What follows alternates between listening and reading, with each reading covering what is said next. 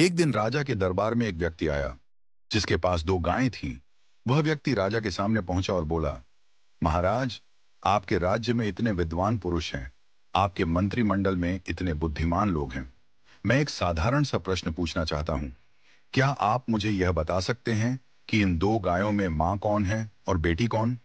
राजा ने दोनों गायों का ध्यानपूर्वक निरीक्षण किया। उसने देखा कि दोनों गायें बिल्कुल एक जैसी थीं।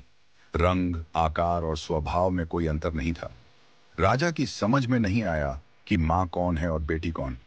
उसने अपने मंत्रिमंडल को बुलाया और सबसे बुद्धिमान मंत्री से कहा, तुम देखो और बताओ कि मां कौन है और बेटी कौन। मंत्री ने भी बड़ी बारीकी से दोनों गायों का निरीक्षण किया, लेकिन वह भी उत्तर नहीं दे पाया। धीरे धीरे मंत्रिमंडल के सभी सदस्यों ने कोशिश की, लेकिन कोई भी इस साधारण प्रश्न का उत्तर नहीं दे पाया। राजा को बहुत अफसोस हुआ कि उसके मंत्रिमंडल में एक भी व्यक्ति इतना बुद्धिमान नहीं है जो यह बता सके कि मां कौन है और बेटी कौन।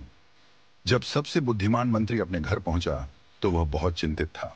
उसकी पत्नी ने पूछा, आज आप इतने परेशान क्यों हैं? क्या हुआ? मंत्री ने कहा, आज राजसभा में एक व्यक्ति दो गायें लेकर आया था और पूछा कि इनमें मां कौन है और बेटी कौन। हम सबने देखा, लेकिन दोनों गायें एक जैसी दिखाई दी। कोई भी यह साधारण सा उत्तर नहीं दे पाया। मंत्री की पत्नी मुस्कुराई और बोली, कल मुझे भी राज्यसभा में ले चलिए, मैं इस प्रश्न का उत्तर देने की कोशिश करूंगी।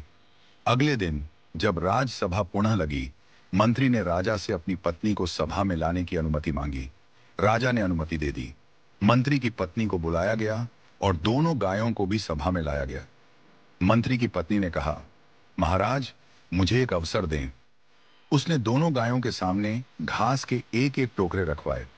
जब दोनों गायें घास खाने लगीं, तो थोड़ी देर बाद मंत्री की पत्नी ने घोषणा की, यह गाय मां है और यह गाय बेटी है।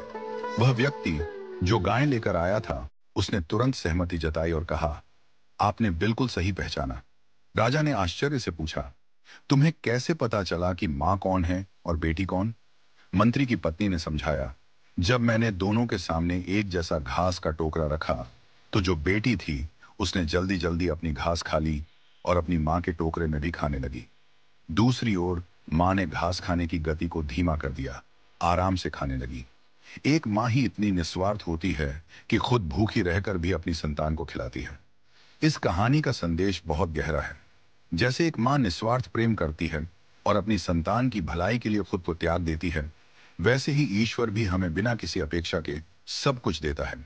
हम सब ईश्वर की संतान हैं और उसने हमें यह सुंदर सृष्टि निस्वार्थ प्रेम से दी है।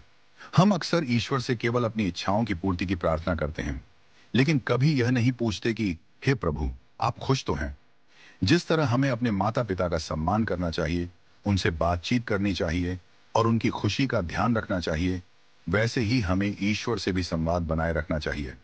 यदि हम अपने माता पिता से दिन में बस एक बार पूछ लें कि आप खुश तो हैं, तो उनके आशीर्वाद से हमारे जीवन में कभी दुख नहीं आएगा। पूजा पाठ या मंदिर जाना जरूरी नहीं, लेकिन माता पिता और ईश्वर से संवाद हमेशा बना रहना चाहिए। उनका प्रेम और आशीर्वाद हमारे जीवन को खुशहाल और समृद्ध बनाएगा।